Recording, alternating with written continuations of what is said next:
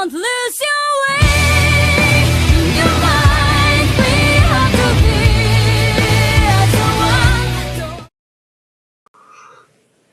Hey, what's going on, YouTube? Or Storm here, coming at you guys with another top 4 deck list from Team APS Community Tournament. Today, I'm profiling a top 4 cubic list from Pyric. So say hello to everybody. Hey, what's up? So you had actually decided to pilot cubics for this tournament, and like cubics are a deck that's actually not. It's not like, you know, having a ton of success in the OCG, but it does have a few tops. So what motivated you to play cubics over something that like would have been more obvious, like Monarchs or Cosmos? Well, I don't really play meta in general. I mostly play like more fun stuff. So I'm not a big fan of Cosmo and Monarchs and stuff. About cubics in particular, I really like them from the moment they came out. They're fast, they kill. Yeah, that's pretty much it. Yeah, like they kind of remind me, like when I actually seen them in action, they kind of remind me like of a cross between like spellbooks and like it's kind of an odd comparison, but they remind me like a cross between like Shadal's spellbooks and despots, and that like they can't consistently OTK you all the time, but a lot of times they will put your shit in, and they remind me of spellbooks because of how, and Shadal's because how Yeah, they dump a lot of stuff. So we'll go ahead and go into the monster list. We have one Buster Gandir, 3 copies of, you know, your win condition Crimson Nova, 3 copies of Yugioh. Yujoh's basically an Armageddon Knight. 3 copies of Yugioh, which is like it can be like your final burn damage for game. The one Deathbolt, the Cubic High Emperor. 3 Vijam, the Cubic Spawn. A lot of the combos revolve around that card. The 2 copies of Vulcan Dragini, the Cubic Emperor, and the 2 copies of Summoner Monk. So looking at the monster lineup, it's a pretty standard, you know, little bit I've seen of cubics. It's a pretty standard list, but I'm guessing the Monk was just there because you do play a lot of spells, correct? Yeah, you play a lot of spells, and also all the cubic spells have graveyard effects as well. Yeah, and that's like Karma, for example, can search you like a key combo piece. Yeah, and like if you discard Karma for Monk, it's so ridiculous. Plus, yeah, because you get your Yugioh, you can dump something with Yugioh, because Yugioh can dump any cubic card. yep. So it sets up a lot of your. It's basically like, and occasionally cards like, you know, Cupidity and Hand Destruction can be dead a bit late if you do get to late game. Yeah, it can be a bit dead for sure. So overall, it looks like a pretty standard cubic lineup minus the monks. For the spells, we have 3 cubic Karma, 3 copies of Cubic Pulse, 3 copies of Hand Destruction, 3 copies of Pot of Cupidity, 1 Reasoning, and 3 Twin Twisters. The Reasoning was something I actually found it interesting. So did you actually draw Reasoning at all during the tournament? I think I didn't actually. Yeah, and like I mean, it is at 1, but the theory is like most of the cubic cards are like what they call, I think, Namis or whatever. Basically, they're like Infernoids. They can't be normal summon or set.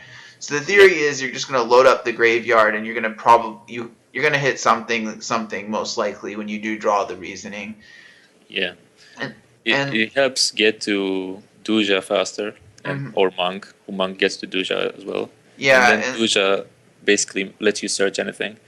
Also, like, if you mill the cubic spells, you can like mill the karmas with reasoning, get searches of karma, keep going from there. So the interesting thing though I found was the 3 Hand Destruction, the 3 Cupidities. Does those actually work out really well for you most of the tournament? The Cupidity, yeah. About the Hand Destruction, I'm not a big fan of it.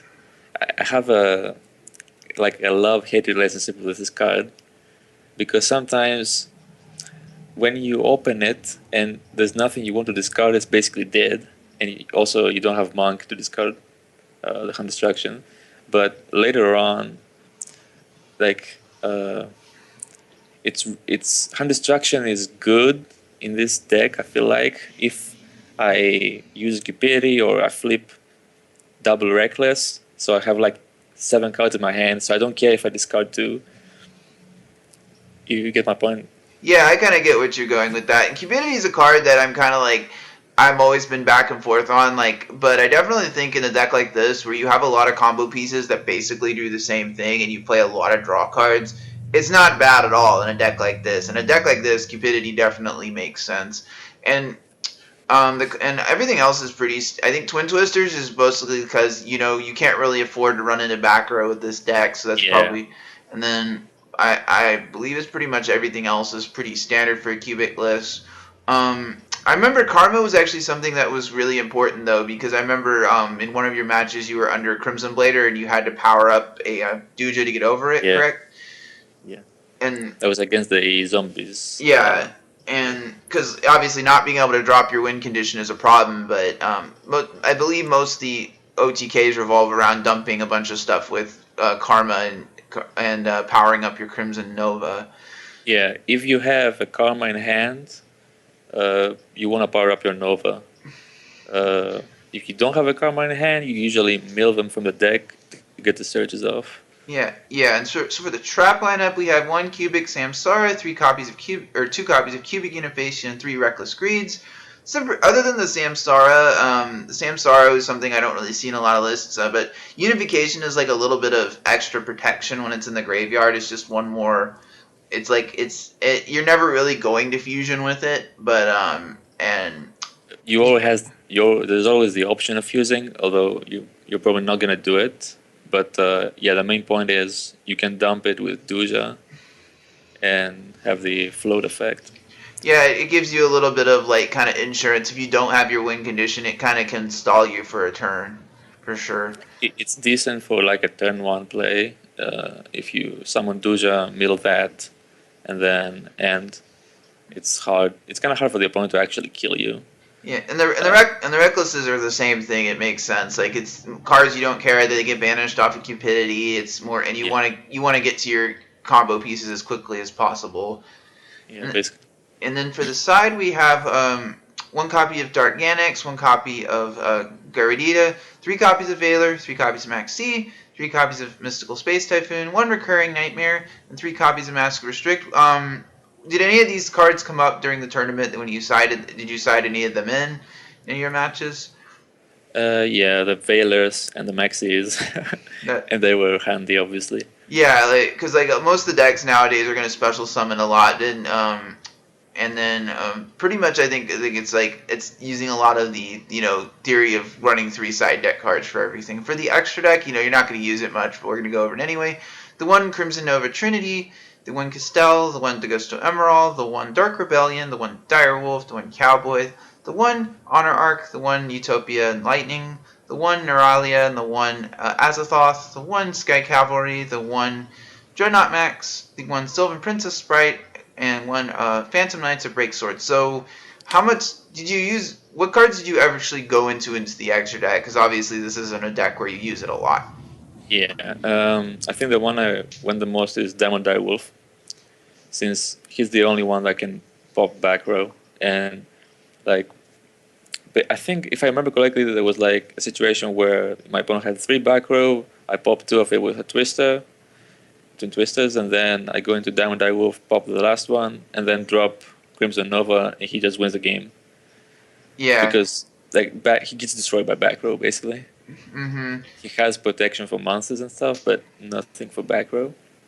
Yeah, for example, you're playing against it has protection from 3K and lower. So your opponent, say you're playing against Cosmos, they try to tag into a Dark Destroyer, they can't pop deity with Dark Destroyer, for example. Yeah, although Dark Destroyer can crash into him. Yeah, it's kind of annoying, and he gets the float.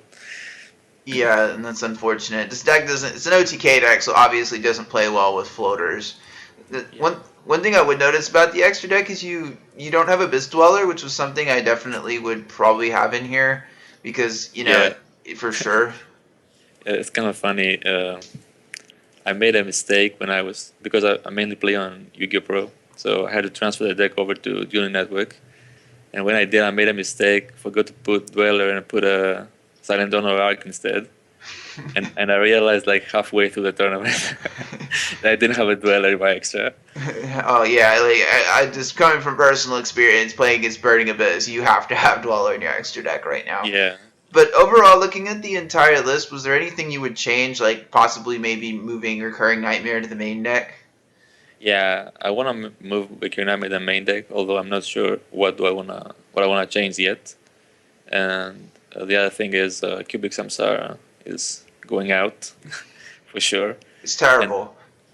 yeah, I mean, maybe in some kind of different cubic build, but in this OTK build, there's no reason to play it. Like if you can play, you can just play a third cubic unification. Maybe if you wanted to cut down, like say maybe on the cubic pulses or like a copy of hand destruction, you could probably fill in the room for a couple recurring nightmares. Probably two would Yeah, be a yeah, good number for sure. yeah. Um, and anything would you ever maybe possibly consider running a few more traps? Because obviously it is an OTK deck, but just covering my bases. Um, Sorry, I didn't hear you. I was gonna ask, did you consider, is this trap? Did you like as far as like the trap lineup? Would you have ran like any different trap lineup, or would it maybe like a few like something like Solemn, for example? Um, I mean, I guess you could run Solemn, but if you wanted to go more safe, but my mindset with this deck was to go all in as much as possible. Yeah, something like it's like kind of like the theory like Mermel's, like you basically like OTK or you don't, basically. So Yeah. overall, I think it's actually a pretty solid list, and congratulations to getting a fourth place spot in the tournament. Um, Thanks. so so what else? Like, do you have any like random like combos you would wanted to talk about with the deck that kind of like are just the basics? I mean, well, this doesn't really have any, weird or hard combos or anything. Basically, your objective, I guess, is you want to get to Duja as fast as possible because he gets you any search. You're usually gonna search the Crimson Nova unless you already have him, and then you gotta drop him and then attack. That's pretty much it. It's a pretty simple deck. All right. So anyway, guys, as always, like thank you guys for watching the video today. I always appreciate when you guys watch my videos. Tune on Tuesday, Thursdays, and Fridays for more Yu-Gi-Oh content. And if you like what you saw in this video, please subscribe. Or Storm signing out.